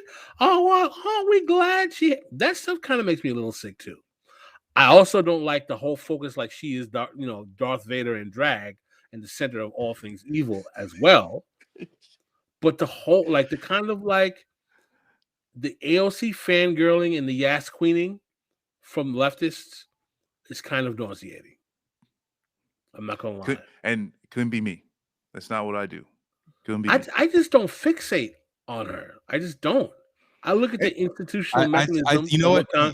We had an episode recently. Sorry to cut you off, Marcus. We had an episode recently with Zach Exley, who was part of the people that actually helped get her in office. And he had said something, and I can't remember if this was this. I think this was on air. We had a very long off-air conversation as well. He was like, Joe Crowley only got 9,000 votes. And that was the secret of the Democratic machine, was that people don't vote in that district of like 1 million people. So in a district of 1 million people, she won with 13,000 votes. Correct. She was not some like big tornado. Yeah, it wasn't a huge phenomenon. It was that the Democratic machine's plan was, the strategy was, just don't get people to vote. 9,000 1,000 votes in a district of 1 million people. And you see the same thing happen in the special elections that we've had in California, because so many people have moved up with Kamala Harris going into the vice presidency. There's been a lot of special elections within state houses. Bill Bradley here has a very, this is a strong critique. Too many leftists focus on leftist solidarity and not class solidarity. Shots fired. I'll take that. That's Agreed. But I would argue that we can't have class solidarity without a left that's organized to organize the class that we care about. Who's going to organize class solidarity? The right? Yeah, they'll organize it to become crypto fash. And that's what's happening. Yeah, that's what's happening. Watch the Nasball episode. That's what's happening. So I think as much as, we had Adolf on the show and he was like, maybe we should just forget about the left and just worry about organizing the working class. I think that's true, but we do need people to organize the working class. And I mean, like, I think people are trying to. I mean, I guess I'd have to just ask Adolf, like, what's the difference between that? Like, because, like, for me, what's interesting to me is, like, you have these mega machines, right? Amazon, Walmart. These are mega machines that are just so hard to pierce that it really is disconnecting the people that work there from any sort of political movements. Not everybody's going to be like my mom that, kind of got radicalized by the right people at Walmart, but a lot of factors play into that. Can that happen in Alabama? I don't know, but it definitely can happen in the Bay Area. These were politics that she had been exposed to since her teen years. So it's not like it's totally foreign to her. You know what I mean? When you can't get a union in Bessemer, Alabama, I mean, that's where it's like, I think, no, and I think, like, and that's there was an article, it might have been Jacobin or something, but it was just talking about like what would the unionization of Amazon mean, for the working class, and at the end of the day, say, like, their argument was pretty substantial. I think, at the end of the day, some of the things that Pascal and even like Adolf is alluding to, and I remember one of the shows is like, I don't let these motherfuckers come in with this, like, with these fuck capitalism t-shirts when we're about to try and organize people. Take that shit off, leave it at home. And to second that, when me and Dick from Left Flank, when we were supporting the Richmond Nabisco strike, you talk to them like, we didn't talk about socialism, we didn't talk about communism, we didn't talk about progressives in Congress, we never talk about any of that shit. It was just listening to what they had to say about the conditions that they work under. The only questions that I asked them, have you reached out? Do you have any connections to the Mexican workers, to the Nabisco workers in Mexico? I think then, and that's what I'm saying. They're like, well, we've talked to the Mexican government about unfair wages. This is a good. Listen, let's take the super chat. This Borjave has this question: should woke sensitivity to race, gender, trans issues be capitalized on to advance the interests of the working class in general, or is this dishonest? First of all, I don't think that we should do woke anything. I think that what we should do is to take all of those identity spectrums and address them relative to political economy, because the liberals will talk about race, gender, and trans identity and sexual orientation all the time. Are they willing to talk about the fact that Black people are disproportionately relegated to the reserve army of labor, and how does that mean about Black people relative to capitalism? Does that talk about how disproportionate numbers of gays are homeless or unable to find work because of their sexual orientation? Does it talk about how the political economy of American society alienates the capacity of people with certain sexual backgrounds or gender tendencies or trans identities from being able to function economically because they're discriminated against in their workplaces or suffer housing. other abuses. In other words, the only way I would want to address the identities that are being questioned in that super chat is relative to how capitalism as a system facilitates their oppression, as opposed to the liberal demand for inclusion, recognition, and participation in a capitalist system that simply is a pie getting smaller for everyone. And that's the difference between how I think the liberals want to weaponize those identity politics and how a materialist left should use them to coalesce people around challenging capitalism. Yeah, I don't see anyone talking about that kind of identity usage, about rooting the problems of Black, brown, women, Latinos, gays, trans, or whatever else in the political economy of how capitalism grounds them to powder. Yeah, I think it's you just got to flip it, right? Because at the end of the day, focusing on any of these identities and trying to say we are just going to get whatever concessions for a specific identity, and not we are focusing on the liberation of all people. We're actually pushing for the dictatorship of the proletariat. Well, at that point, the proletariat is going to have to actually encompass all of the people who exist within it. And so you have to have you just have to have a good fucking materialist mind, understanding of history, and say like certain people have been treated certain ways, right? And you can talk about whether it's Black people, trans people, women in general, how different races within women, whether you talk about Black women, indigenous women, like there are aspects of all of those things that you must incorporate if you're actually going to try and truly work for the liberation of those people, versus just saying I want some marginalized identity to be the new face of imperialism. And I think that's just the difference, right? Senator Bill Bradley says maybe only Pascal remembers Bill Bradley.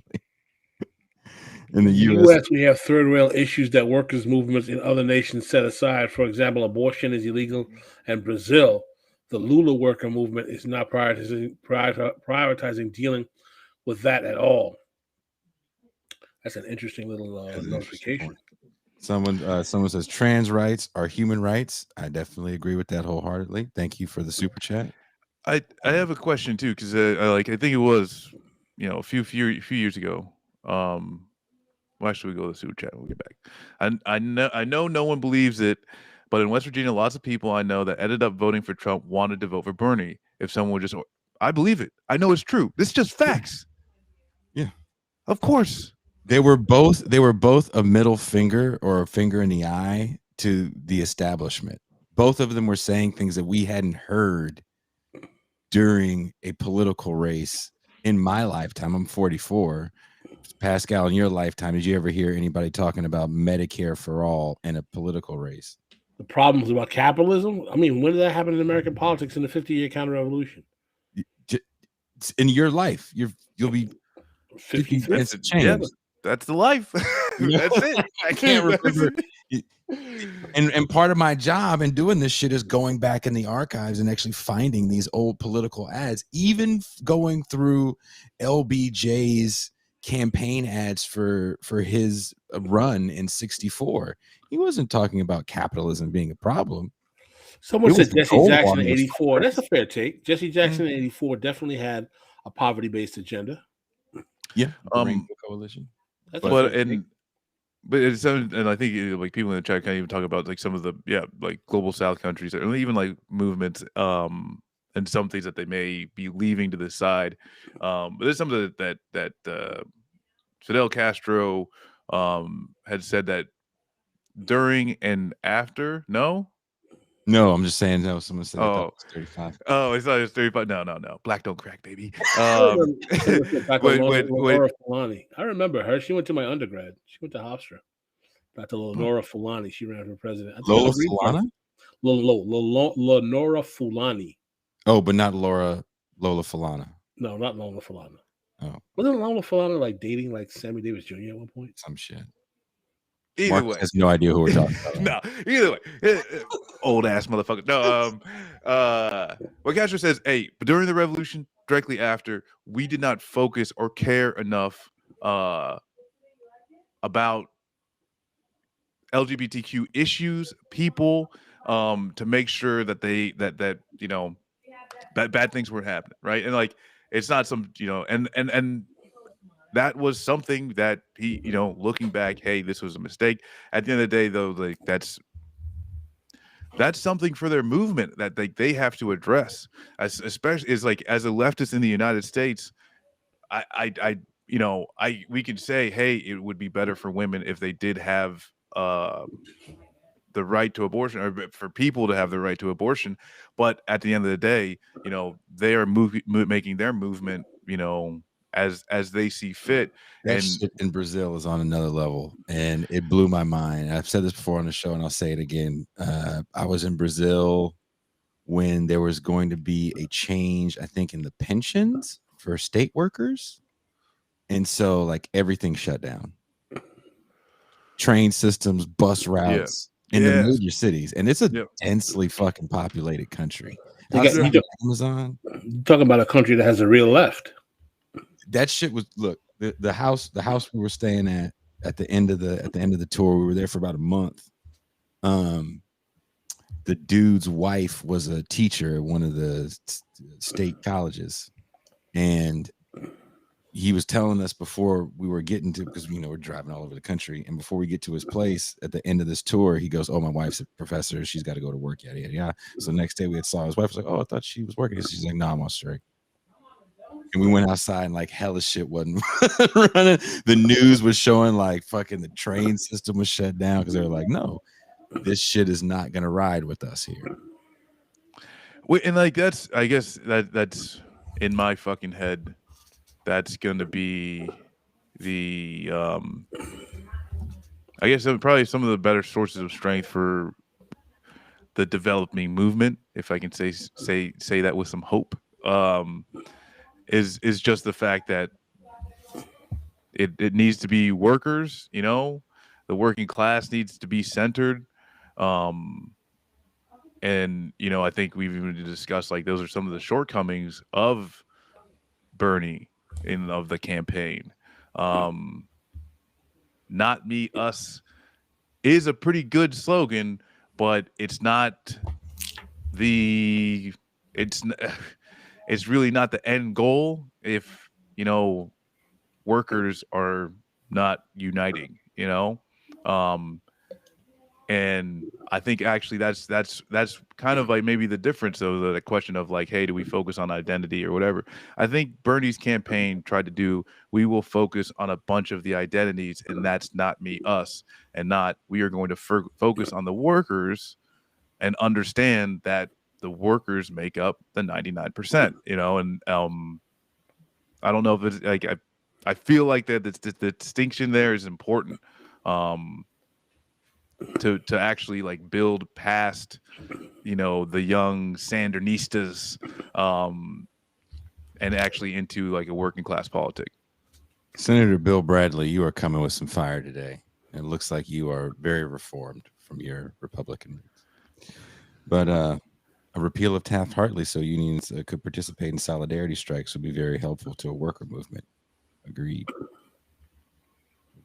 But we've been talking for 2 hours. I mean, and also like I think we got to convince strikes to happen in solidarity anyway. or solidarity wildcat strikes. Yes. There was a lot of wildcat strikes this past year. From 2000 to 2021, there were a lot in the year of COVID too. Yeah. COVID, I think, kind of woke a lot of people up to a certain extent. But post the George Floyd uprisings, I think people kind of got tired of the lockdown. And nothing quelled rebellion more than, the movie theater's open. Want to go to an amusement park? Amusement park's open. Yeah. Like that shit. Well, Marcus, we addressed your concern. Well, you're not your update. And I think it was a good conversation. I think we had a good show today overall. And LME, I will be sending, if you want to just send me the address, I'll mail. And this is a T-shirt that I got in Vietnam, actually. I was. Well, I mean, like you, man. Relax. She ain't got. She ain't. I mean, I'm making a joke. Yeah, I was in Nam. I'm making a joke. Yeah, we'll ship it to you. We'll get it to you. I was stationed there. No, I was there for like 3 days. Met this dude named Tom that took me and my boys out like wherever fuck we wanted, as long as we got him drunk. And it was a really, really fucking good time. So it wasn't like that movie Spike Lee had called The Five Bloods. The Five. No. The Five Bloods is a documentary about me and my drunken exploits while in Vietnam in 2013. There's some drunken exploits in The Five Bloods. And I believe Delroy Lindo gave a great performance in The Five Bloods. Yeah. I believe the book that it's based off is just called Bloods. The Crips. But, The Five Bloods. So it's a black movie. M2 son, I was in Nam while you were in your mom.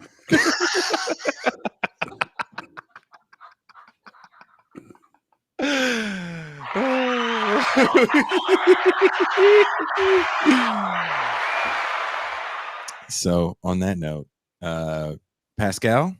Yes, sir.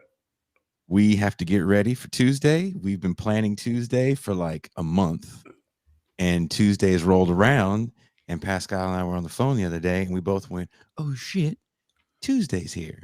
So we're having another one of our Crisis in Black Politics episodes, this time with our favorite light-skinned person, Touré Reed, and a young up-and-coming journalist named Bertram Cooper, who wrote a great piece on the culture industry and who gets to control it in current affairs before all that crap happened with current affairs. But berries and cream, berries and cream. We're gonna be, what are we gonna call it, Pascal? Crisis in Black Politics Part 3. Well, the first one was on pop culture too. Okay, well, can we have 2 then on that? The culture industry. Jesus, you want to shit on my parade again? Can we just have a whole conversation about you shitting on parades? You're parade shitter. You're proverbial parade shitter. I mean, I take a heavy dump nowadays. Not enough to neutralize a parade, though. Elephant shitting on my parade.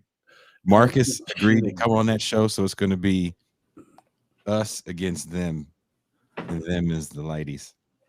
LME loves when we talk black stuff on the show. She's like, "Oh, more black stuff on This is Revolution." It's gonna be very black. LME. Yeah, no, and that's where too. It's like I think a lot of people like that our race commentary. Some people don't. I mean, I think like between India Walton and I think Ilhan Omar, right? I think when we talk about like black politics and like some of the changing things, I think these are some of the women we actually need to start holding up. And maybe I don't know. Ilhan Omar, her foreign policy sometimes misses the boat for me. I would agree, but I'd say her and Rashida Tlaib are easily the best on foreign policy in Congress. And willing to actually is my favorite, actually.